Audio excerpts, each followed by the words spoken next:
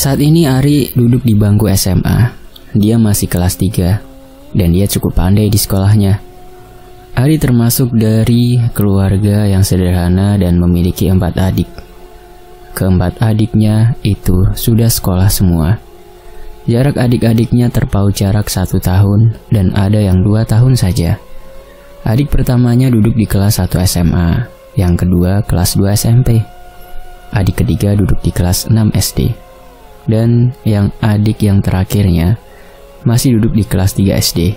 Semuanya laki-laki, yang dimana orang tua melahirkan kelima anak laki-laki semua, biasanya disebut juga dengan Pandawa 5. Ari setiap pulang sekolah selalu membantu ibunya yang berjualan soto di depan rumah. Terkadang juga setiap sore hari, hampir petang, dia membantu bapaknya mencarikan rumput untuk makan. Kambing peliharaan bapaknya. Kambing itu juga pemberian dari kakeknya Ari waktu itu. Kambing itu dirawat sejak masih kecil dan sampai sekarang sudah besar. Ibunya Ari berjualan soto di depan rumah setiap hari pukul 10 pagi hingga malam kadang. Sedangkan bapaknya bekerja sebagai sopir truk yang pulangnya tidak menentu karena harus mengantarkan barang ke tempat yang dituju. Biasanya hingga keluar kota bapaknya nyupir. Bahkan beliau tidak pulang karena jaraknya jauh, bisa sekitar 2 hari tidak pulang karena harus mengantarkan makanan ringan. Bapaknya Ari bekerja menjadi sopir di sebuah pabrik pembuatan makanan. Pagi itu Ari beserta dengan adik-adik bersiap untuk berangkat sekolah. Sedangkan ibu Ari sedang sibuk masak untuk soto yang akan dijualnya. Sejak pagi buta, Ari sudah membantu ibunya mengiris bawang merah. Saat itu adik-adiknya belum bangun semua, jadi Ari sendiri yang membantu ibu masak. Seperti biasanya, kalau pagi-pagi selalu ada keributan terlebih dahulu saat mau mandi, karena kamar mandi yang ada di dalam rumahnya itu cuma 1. Kelimanya harus berangkat sekolah semua bersama dan selalu berebut kalau mandi. Makanya Ari yang bangun lebih awal, dia sudah mandi duluan. Apalagi letak sekolahnya Ari yang dibilang jauh dari rumahnya. Setelah semuanya sudah siap mandi, mereka sarapan terlebih dahulu sebelum berangkat sekolah. "Bapak mana, Bu?" tanya Ari. "Bapak sedang tidur, Ri." "Memangnya pulang jam berapa, Bapak, Bu?" "Baru pulang tadi jam 2 dini hari, jadi kan masih capek, biarin." "Iya, Bu, aku berangkat dulu ya, Bu." "Ya sudah, hati-hati ya." "Iya, Bu." Ari pun beranjak pergi lebih dulu, sementara adik-adiknya masih sarapan. Maklum, dia harus berangkat jalan kaki lebih dulu dan menunggu angkutan umum menuju ke sekolah.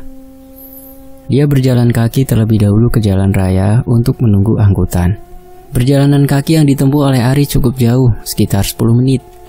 Sesampainya di jalan raya, Ari menunggu sembari melihat ke arah jalan, namun belum nampak juga angkutan yang akan membawanya ke sekolah. Sesekali dia melihat ke arah jam untuk melihat putaran jarum jam. "Lama banget sih angkutannya," gumam Ari dalam hati. Ari gusar, khawatir menunggu angkutan yang tak kunjung datang juga. Karena dia takut terlambat. Biasanya kalau terlambat dia akan mendapat hukuman. Hukumannya itu yang membuat dirinya terlambat mengikuti pelajaran. Ari sebagai anak yang rajin dan pintar, merasa was-was kalau tidak mengikuti pelajaran. Beberapa saat kemudian, sebuah angkutan pun berjalan menuju ke arahnya. Ari pun melambaikan tangannya untuk menghentikan laju angkutan itu. Setelah melambaikan tangannya, angkutan tersebut pun berhenti tepat di hadapannya. Dengan buru-buru, Ari langsung masuk ke dalam angkutan tersebut. Perjalanan menuju ke sekolah dia tempuh sekitar 15 menit perjalanan.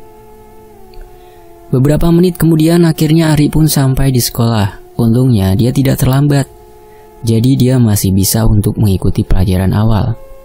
Di sekolahan, Ari sebagai laki-laki pada umumnya, dia memiliki rasa cinta kepada salah satu seorang di sekolah. Di kelas sebelah ada wanita yang berparas cantik, baik, pintar, dan selalu bertutur kata lembut, membuat Ari jatuh cinta kepada wanita tersebut. Amel menjadi rebutan banyak lelaki di sekolah, karena dia sangat menarik dan telah memikat hati para lelaki. Amel sepantaran dengan Ari, hanya beda kelas saja. Karena banyak yang mendekati Amel, membuat hatinya Ari ragu jika mendekati Amel. Dia merasa tidak pantas memiliki Amel. Apalagi Ari dari anak yang kurang mampu, sedangkan Amel anak dari seorang kepala desa. Itulah yang membuat Ari tidak memiliki keberanian menyatakan cinta kepada Amel.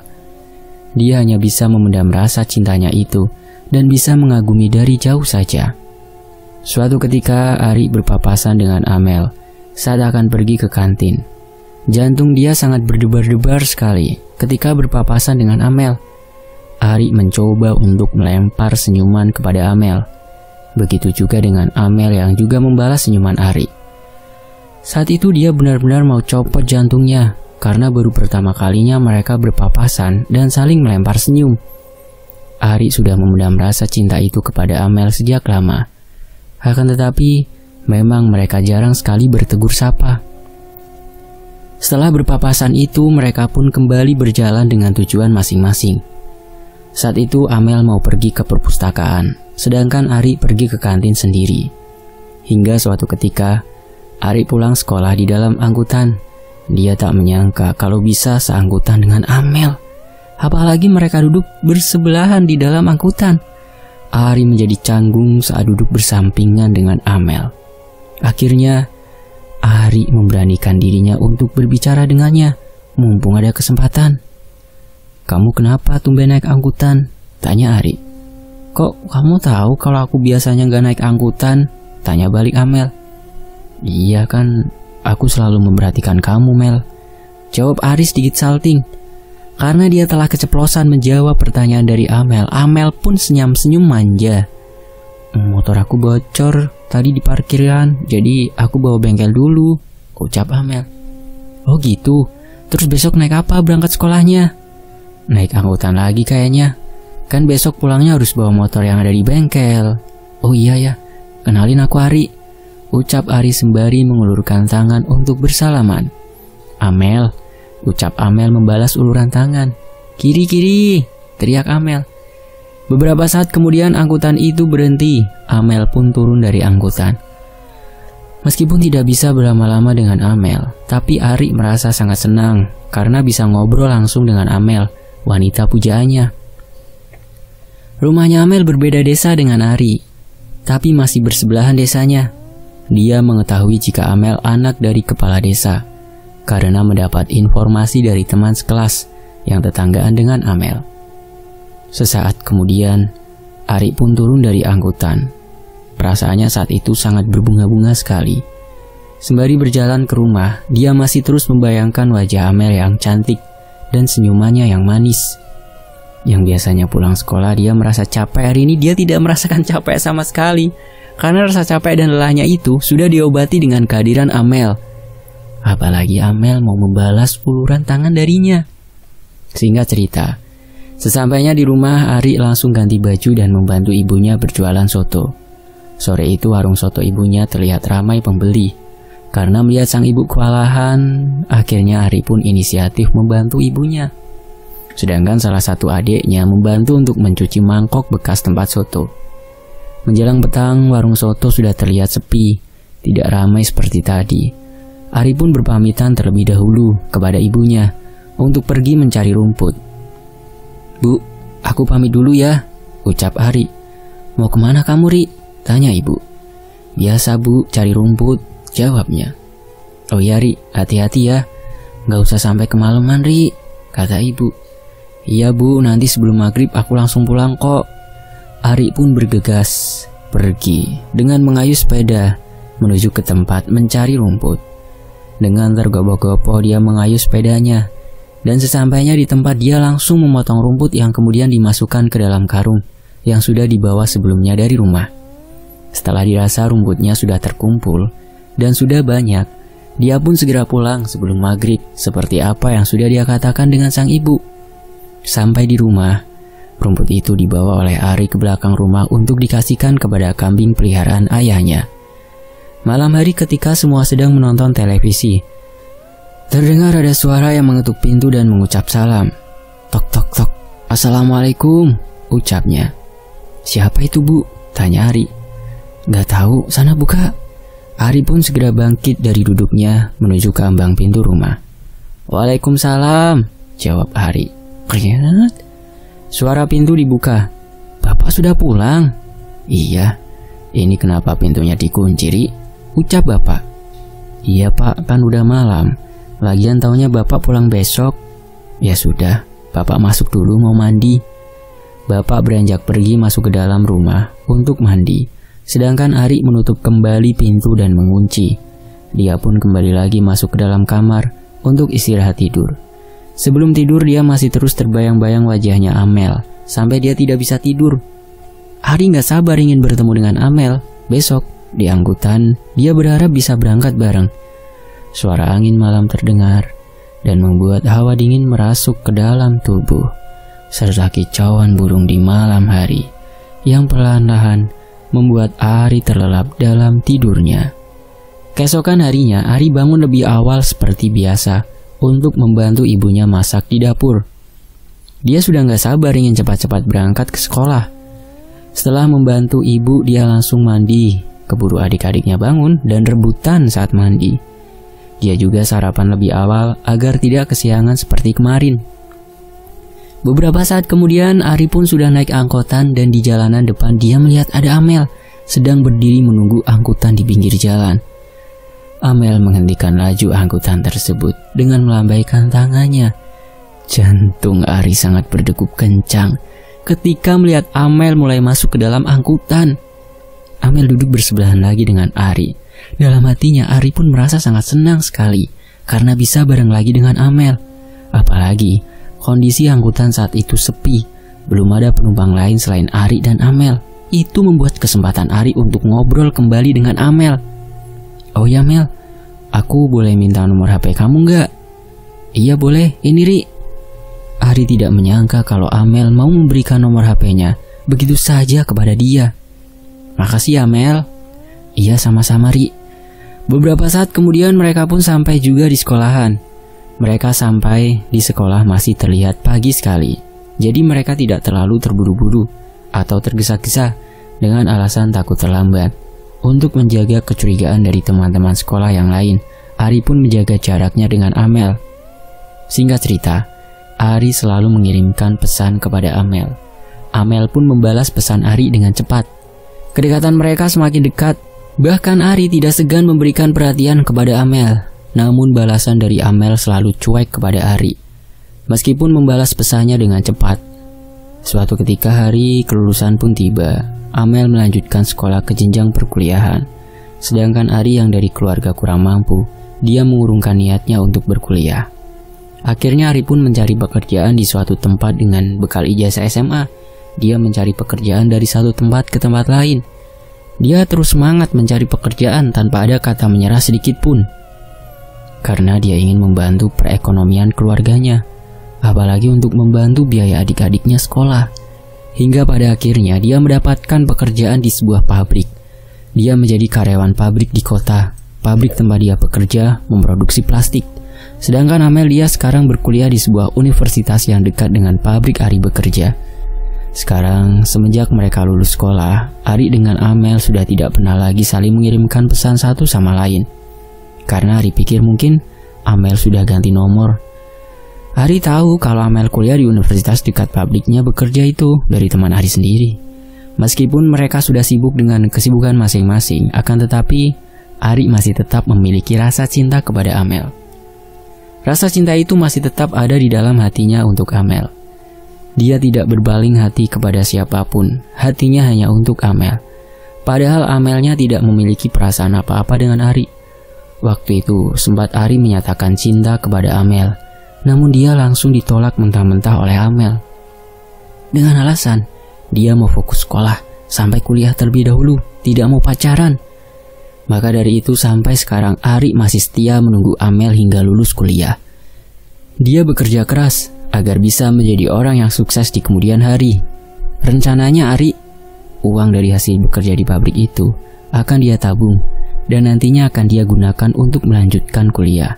Sehingga jika dia sudah kuliah, dia bisa mendapatkan pekerjaan yang lebih baik dan sederajat dengan Amel nantinya, sehingga Amel bisa menerima cinta dari Ari di kemudian hari nanti. Suatu ketika, pada saat jam istirahat, Ari keluar dari pabrik untuk mencari bakso di pinggir jalan. Saat di warung bakso tersebut, Ari seperti mengenali ada salah satu perempuan sedang duduk di warung bakso tersebut. Jantung Ari kembali merasakan berdegup dengan kencang. Ya, karena wanita yang ada di dalam warung tersebut adalah Amel. Ari dengan temannya itu kemudian duduk di warung bakso tersebut, sesekali memandangi wajah cantik Amel yang sekarang semakin cantik. Dia juga melemparkan senyuman kepada Amel sesekali, mengajak Amel berbicara. Namun jawaban Amel cuek, tidak seperti dulu. "Hai Mel, apa kabar?" tanya Ari. "Baik. Kamu sekarang kerja di pabrik depannya, Ri?" tanya Amel. "Iya Mel, kamu juga kuliah di universitas itu kan? Tapi kok kita nggak pernah ketemu ya?"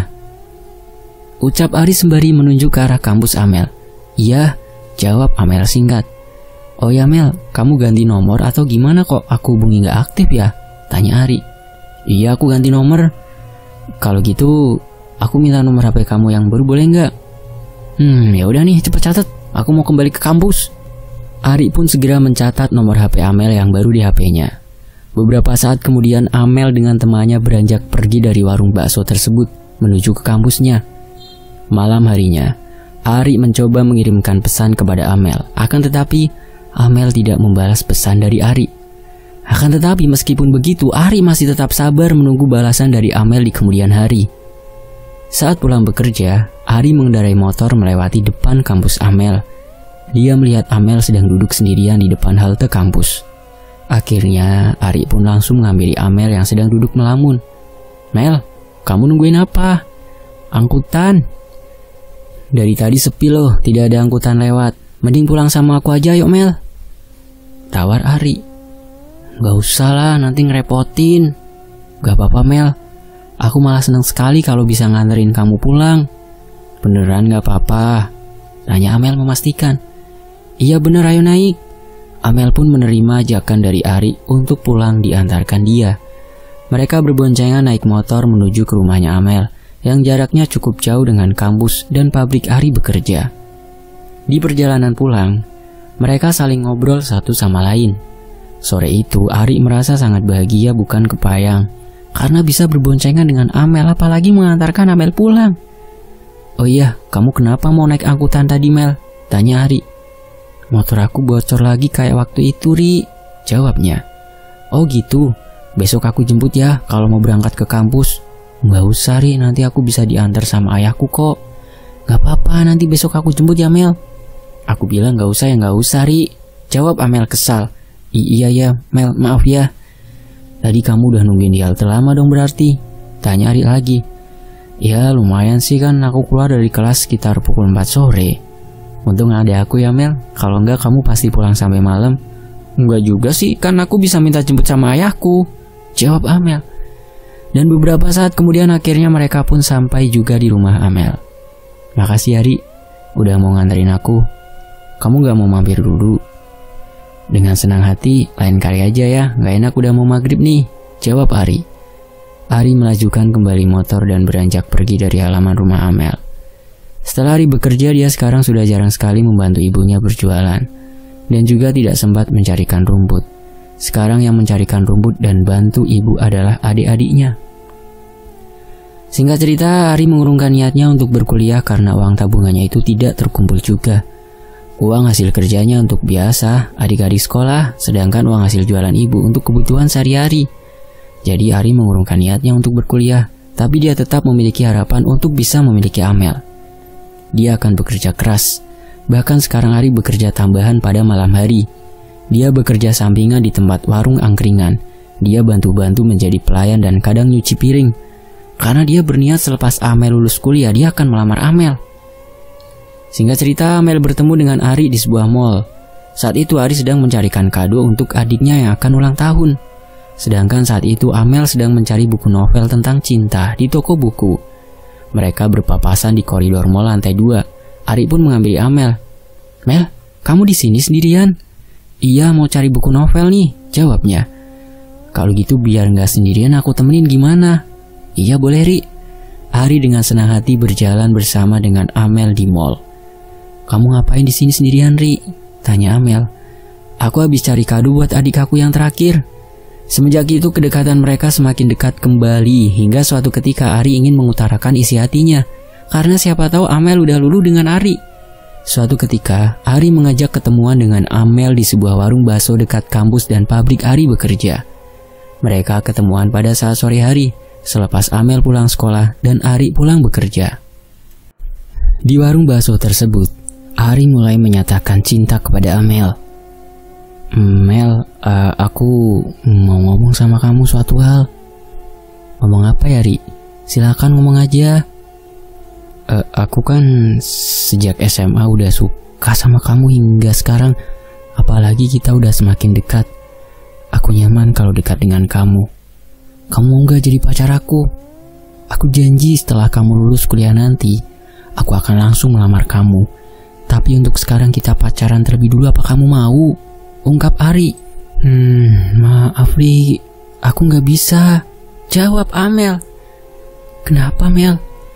Aku kira perhatian kamu selama ini ke aku itu bentuk kamu sayang sama aku, kata Ari.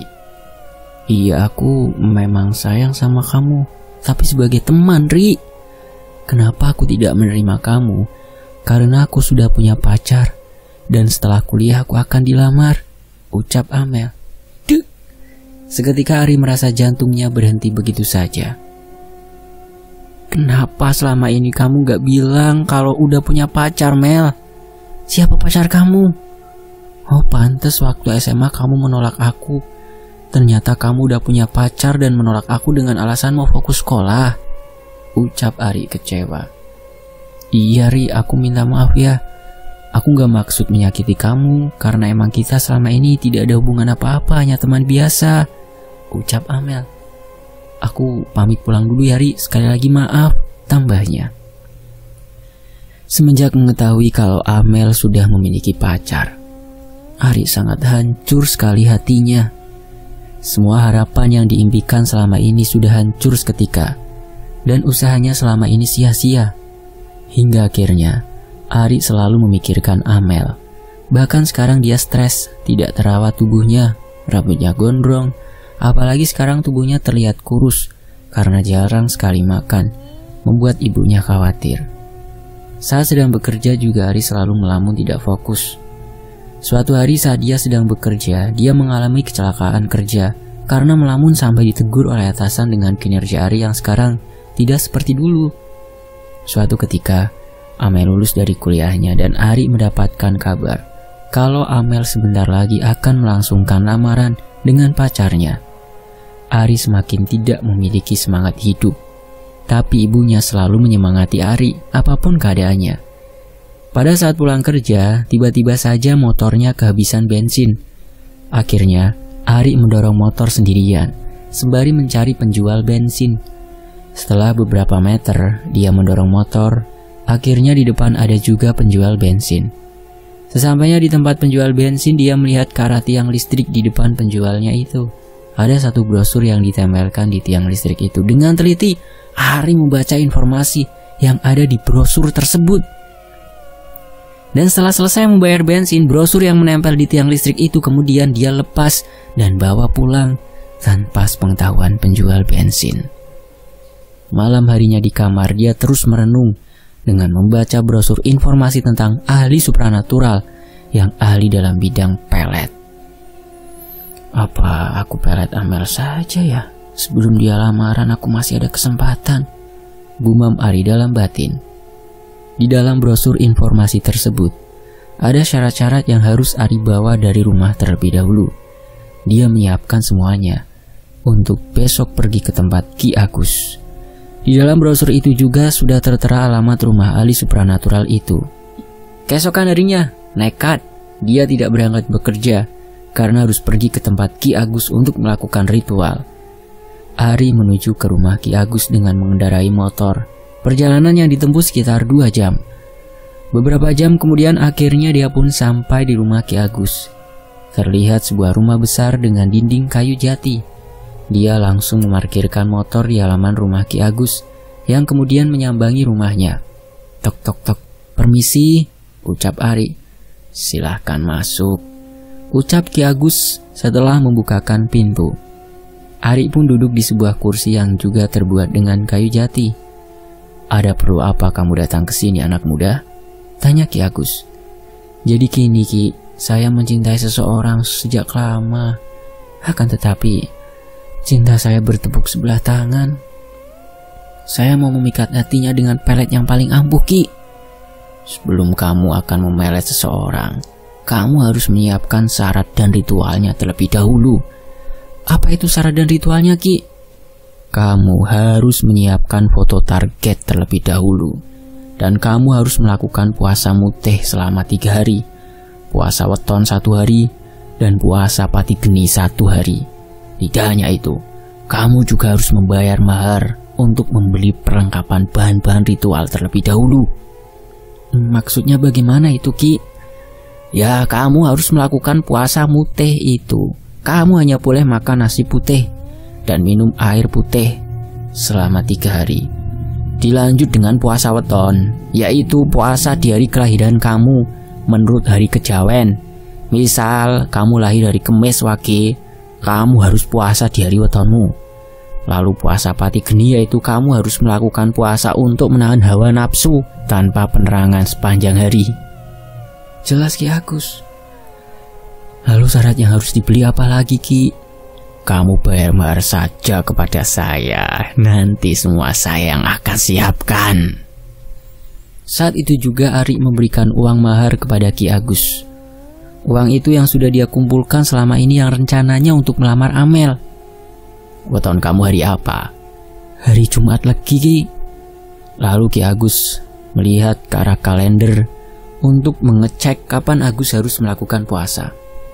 Tepat sekali, besok kamu harus melakukan puasa. Karena besok hari Selasa kamu melakukan puasa mutih 3 hari, dan hari Jumatnya kamu nanti puasa weton, hari Sabtunya kamu puasa pati geni, ucap Ki Agus. Kamu tidak usah pulang, di sini saja. Baik Ki.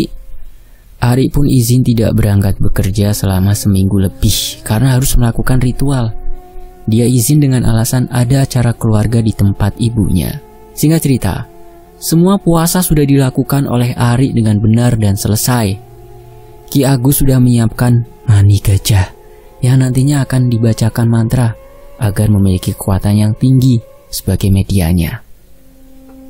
Di dalam ruangan ritual, Ki Agus sudah menyiapkan sesajian kembang 7 rupa, kemenyan, minyak kelapa, minyak wangi cendana, minyak wangi gaharu, minyak wangi beringin dan minyak wangi kamboja, serta kayu gaharu.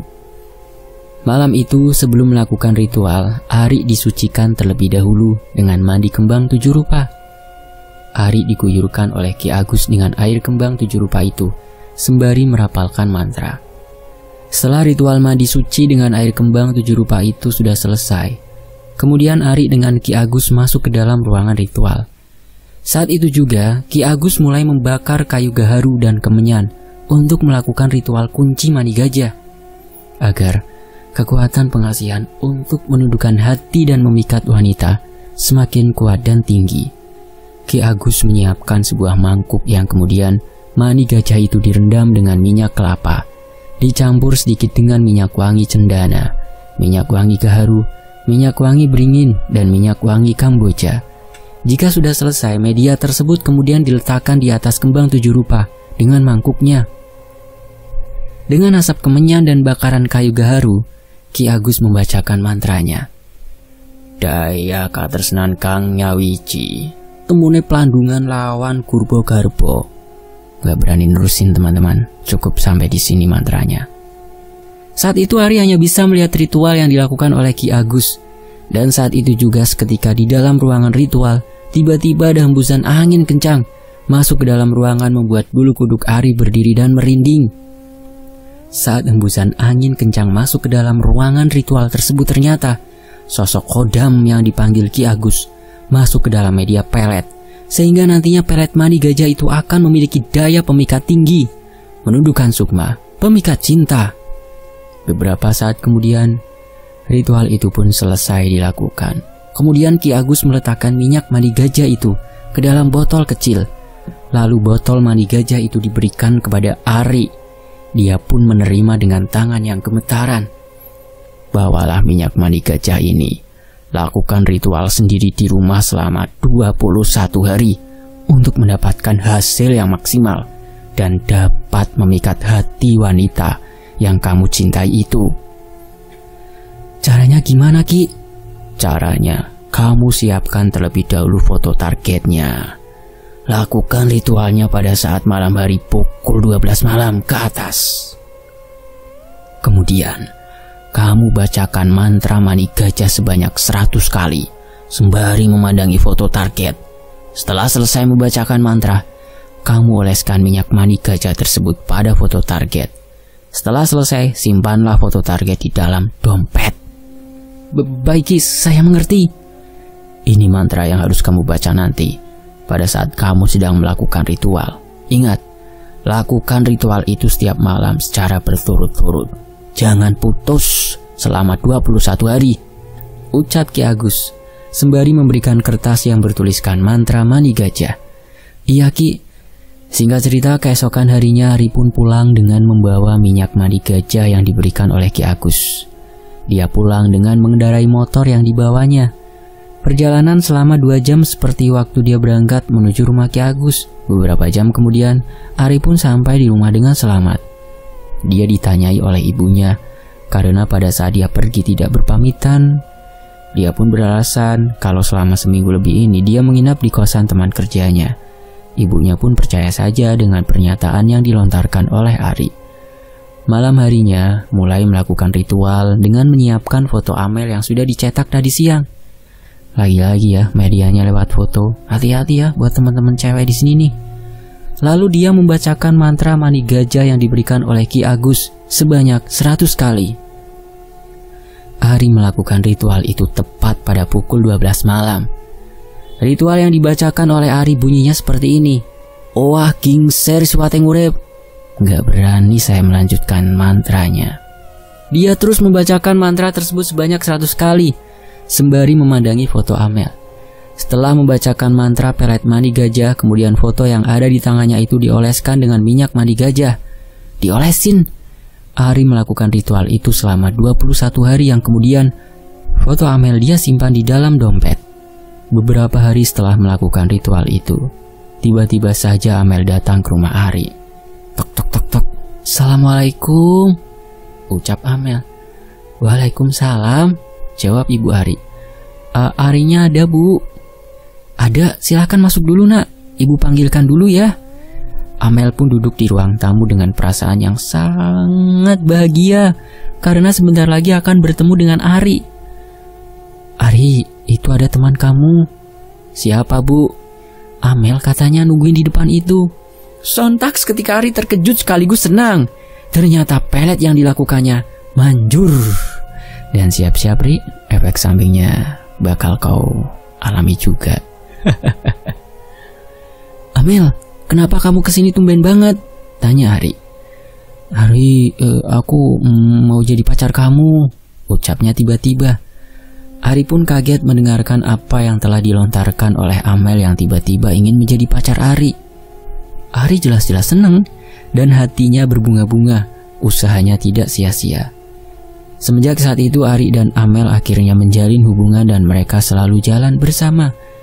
Bahkan setiap hari mereka bertemu. Karena kalau tidak bertemu pasti Amel akan merasakan rindu yang teramat dengan Ari. Rudi sebagai pacarnya Amel merasa aneh dengan sikap Amel yang sekarang mendadak berubah, tidak seperti dulu. Padahal sebentar lagi Amel dengan Ari akan melangsungkan lamaran. Tapi Amel tidak memperdulikan hal itu. Yang dia pikirkan saat ini hanya Ari terus-menerus. Apa yang dipinta dan dikatakan oleh Ari, Amel selalu menuruti saja. Bahkan Ari sekarang menjadi kejam. Dia memanfaatkan uang Amel untuk jajan saat jalan dengan Ari. Semua yang bayar Amel, karena Amel memiliki banyak uang yang diberikan oleh ayah dan ibunya. Amel tidak keberatan akan hal itu, karena yang penting menurutnya bisa ketemu dengan Ari setiap hari. Setiap hari Amel datang ke rumahnya Ari hanya untuk sekedar melepas rasa rindu. Suatu malam sebelum tidur, Amel selalu membayangkan wajahnya Ari. Dia sangat tergila-gila dengan Ari. Bahkan saat tertidur, Amel bermimpi melakukan hubungan intim dengan Ari. Dalam mimpinya, Amel merasa bahagia. Namun anehnya wajah Ari dalam mimpi berubah-ubah. Terkadang wujud Ari dan terkadang berubah menjadi sosok yang menyeramkan. yaitu sosok genderuwo. Saat sosok Ari di dalam mimpi berubah menjadi sosok tersebut, Amel teriak-teriak ketakutan. Saat sosok itu berubah dengan wajah Ari, sesaat kemudian Amel menjadi kegirangan senang. Mimpi itu dialami oleh Amel setiap harinya. Setelah bermimpi berhubungan intim dengan Ari, keesokan paginya entah kenapa Amel merasa bahagia dan ada kepuasan sendiri. Namun tiba-tiba dia menjadi melamun sendiri saat di dalam lamunannya itu Amel selalu merasakan gairah seks yang memuncak dengan Ari. Hingga suatu ketika Amel datang ke tempat kerjanya Ari sepulang kuliah. Semenjak terkena pelet dari Ari, dia selalu tidak konsentrasi dalam mata kuliahnya. Ya Allah, kasihan Amel. Padahal sebelumnya Amel selalu fokus dan konsen dalam melakukan mata kuliah. Akhir-akhir ini temannya selalu melihat Amel selalu melamun dan tidak mendengarkan penjelasan dari dosen. Bahkan sekarang, Amel mendapatkan nilai yang buruk. Nilainya semakin turun karena selalu memikirkan Ari setiap hari. Amel biasanya menunggu Ari di gerbang pabrik pada saat sore hari. Setelah beberapa saat, Amel menunggu kedatangan dari Ari. Akhirnya Ari pun muncul dari dalam pabrik. "Ari!" ucap Amel kegirangan. "Loh, udah di sini kamu, Mel?" "Iya, ayo dong kita jalan-jalan." "Jalan-jalan kemana?" "Kemana aja." Namun Ari merasa ada perubahan dari Amel. Dia seperti orang yang sedang memuncak gairahnya. Dan saat itu muncullah niat dari Ari untuk mengajak Amel ke hotel. Amel pun menuruti saja ajakan dari Ari. Sore itu sebelum pergi ke hotel, mereka jalan-jalan lebih dulu keliling kota. Yang kemudian malam harinya Ari membawa Amel check-in ke dalam hotel. Hingga akhirnya mereka melakukan hubungan intim yang terlarang. Amel juga mau saja memberikan keperawanannya kepada Ari. Lowong udah dipelet. Karena Amel sudah sangat tergila-gila dengan Ari dan akan melakukan apa saja untuk Ari. Mereka pun pulang sampai rumah pukul 9 malam. Ari mengantarkan pulang ke rumahnya Amel. Amel ditanyai oleh orang tuanya dan kedua orang tuanya juga terlihat tidak suka dengan Ari. Karena akhir-akhir ini Amel jadi sering pergi dengan Ari. Padahal Rudy selalu berharap Amel kembali seperti dulu. Malam itu, sepulangnya dari hotel, Amel langsung mandi membersihkan badan. Saat di dalam kamar mandi dia bernyanyi-nyanyi ria. Namun tiba-tiba terdengar sahutan wanita yang menyanyi. Seketika Amel berhenti mengguyur air. Terdengar suara wanita bersenandung, membuat bulu kuduk Amel berdiri merinding. Dia pun segera menyelesaikan mandinya.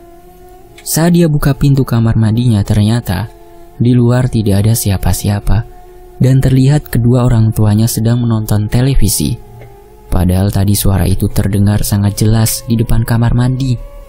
Akan tetapi, Amel masih berpikir positif, tidak berpikir yang macam-macam. Dia pun bergegas menuju ke dalam kamar untuk ganti baju. Malam itu Amel bercermin di depan kaca, menyisir rambutnya dari belakang cermin. Dia melihat ada sekelebat bayangan hitam terlihat dari kaca, namun saat Amel membalikkan tubuhnya untuk melihat ada apa di belakang tubuhnya, tapi tidak ada apa-apa.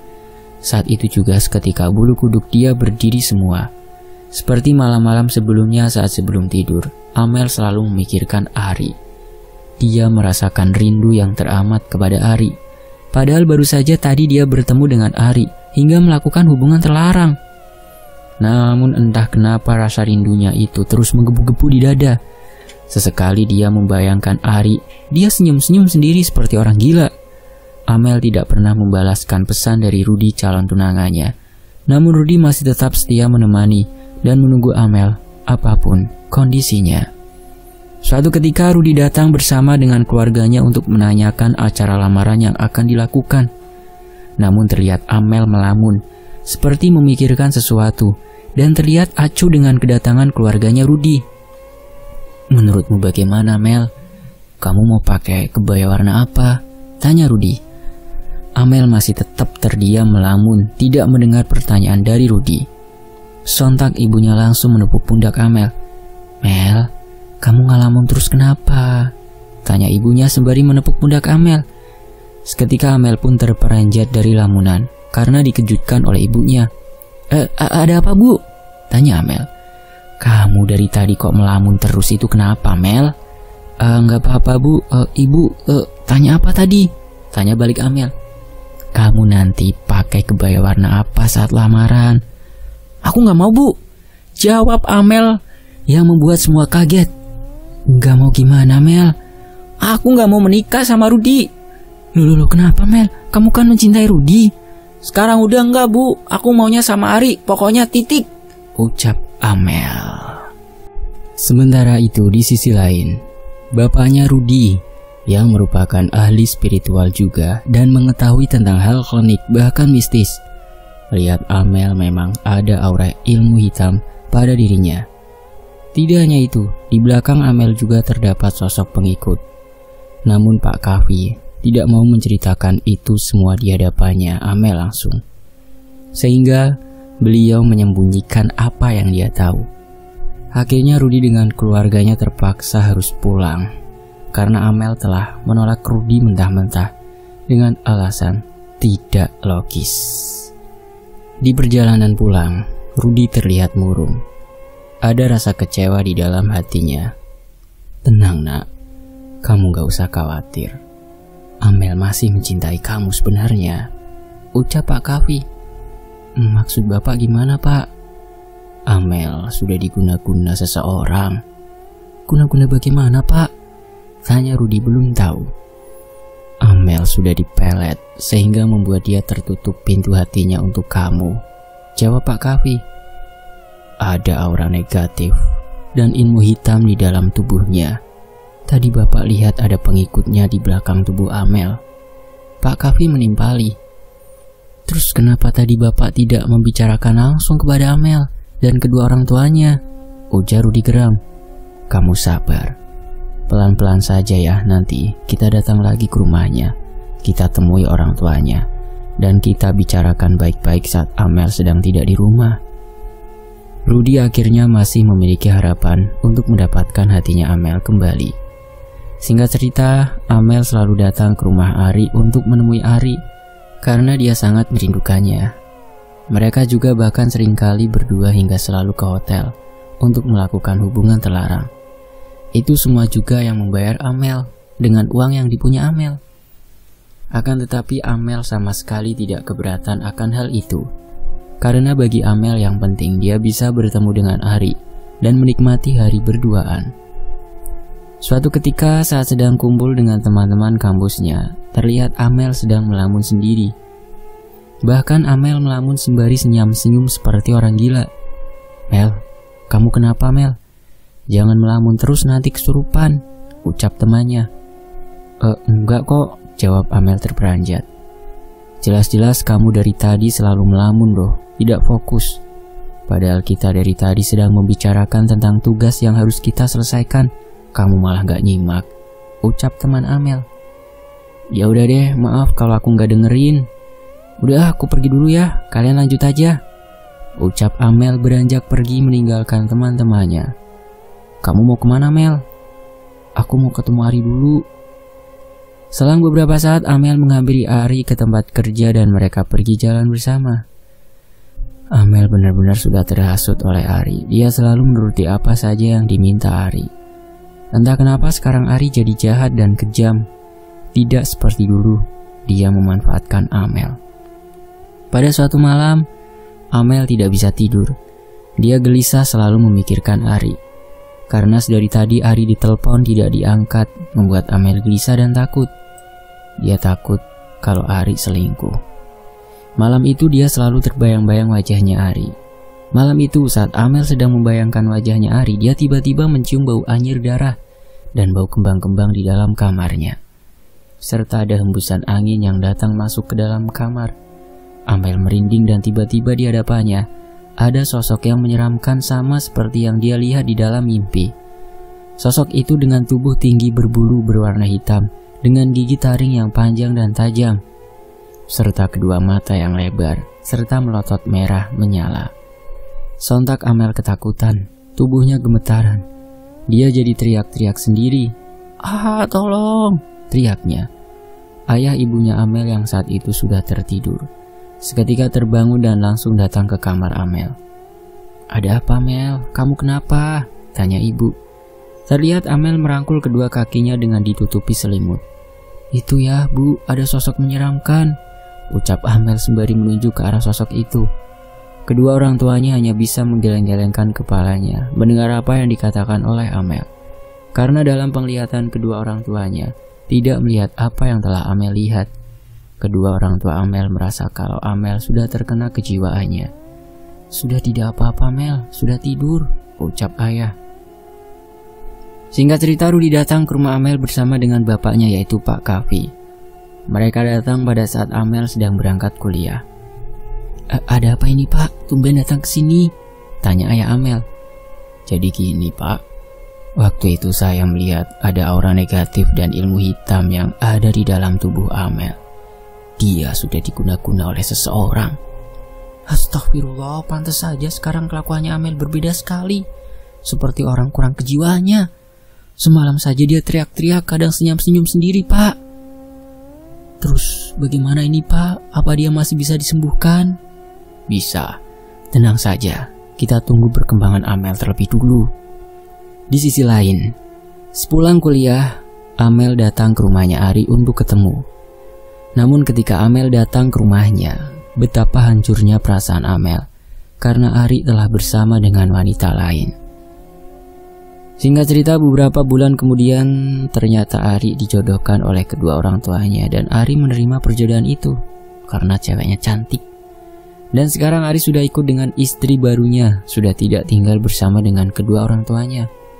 Namun Amel masih tetap setia, tetap saja datang ke rumah Ari, padahal sudah tidak ada Ari di rumah.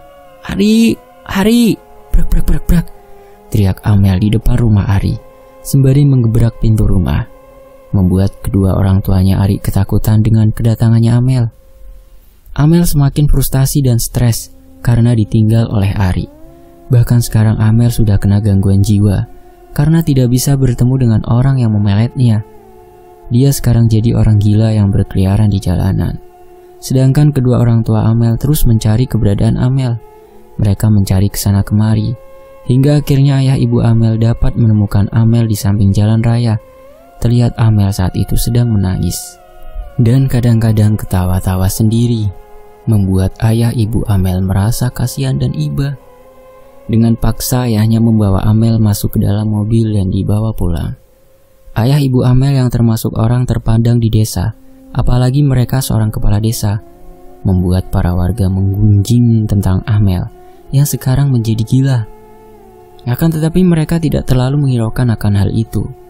Sesampainya di rumah, ayah Amel langsung menghubungi Rudi untuk datang ke rumah bersama dengan ayahnya.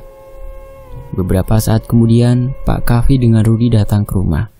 Kondisi Amel sangat memprihatinkan. Dia terlihat linglung dan selalu melamun, kadang ketawa dan nangis sendiri.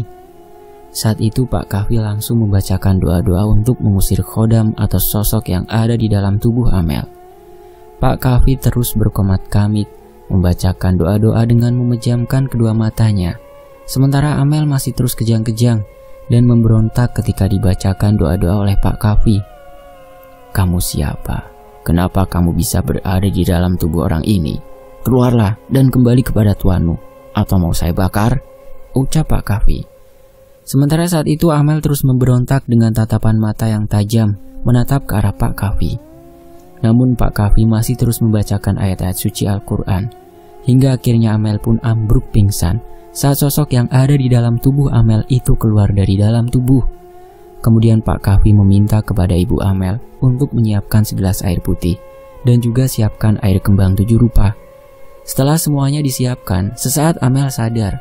Kemudian Amel dimandikan dengan air kembang 7 rupa tersebut dengan perlahan-lahan, sembari Pak Kavi membacakan doa-doa. Saat guyuran pertama, Amel merasakan kepanasan hingga dia meronta-ronta. Terlihat asap tebal keluar dari kepala Amel, dan siraman kedua Amel menggigil kedinginan yang keluar dari kepala. Asap yang tipis tidak seperti yang pertama. Siapkan air perasan beras dan daun kelor, ditumbuk jadikan satu, diaduk, perintah Pak Kavi kepada Bu Amel. Tubuh Amel masih terlihat linglung belum pulih sepenuhnya. Setelah dimandikan dengan kembang 7 rupa, kemudian segelas air putih yang sudah didoakan oleh Pak Kahfi kemudian diberikan kepada Amel. "Minum ini dan sisakan untuk membasuh muka," ucap Pak Kahfi. Amel pun meneguk air putih itu dengan perlahan-lahan dan disisakan. Sisa air putih itu kemudian dibasuhkan ke wajah Amel. Dan alhamdulillah perlahan-lahan Amel sudah sedikit sadar. Dia mengenali Rudy seperti dulu lagi. Sementara air perasan beras yang dicampur dengan daun kelor itu kemudian didoakan Pak Kahfi dan dicipratkan ke sekeliling rumah. "Siapa Pak yang melakukan ini semua? Kejam sekali." "Kalian pasti tahu siapa orangnya yang selama ini selalu pergi dengan Amel." Singkat cerita, Amel pun menceritakan semuanya kepada Rudy, apa yang terjadi dengan dirinya bersama Ari, tentang dia sudah melakukan hubungan terlarang. Akan tetapi Rudy mau menerima Amel, karena itu semua bukan salah Amel, dia sudah diguna-guna. Acara lamaran pun berjalan dengan lancar, dan sebulan kemudian Amel dengan Rudy akan melangsungkan pernikahan. Sementara Amel mendapatkan kabar kalau Ari sekarang menjadi gila, entah apa sebabnya. Yang jelas Ari gila seperti yang waktu itu Amel alami. Dia selalu teriak-teriak, kadang nangis, kadang ketawa di jalanan. Istrinya pun meninggalkan Ari begitu saja. Amel sudah dapat menerima dan ikhlas dengan semua yang terjadi. Sebulan kemudian Amel melangsungkan pernikahan dengan Rudy. Semua berjalan dengan khidmat dan lancar. Untuk pelajarannya teman-teman ya, jangan memaksakan apa yang bukan kehendak kita. Belajar menerima kenyataan yang sudah ditakdirkan oleh Allah Subhanahu wa Ta'ala. Kalau memang bukan jodoh, mau pelet atau diapakan, pasti akan pisah.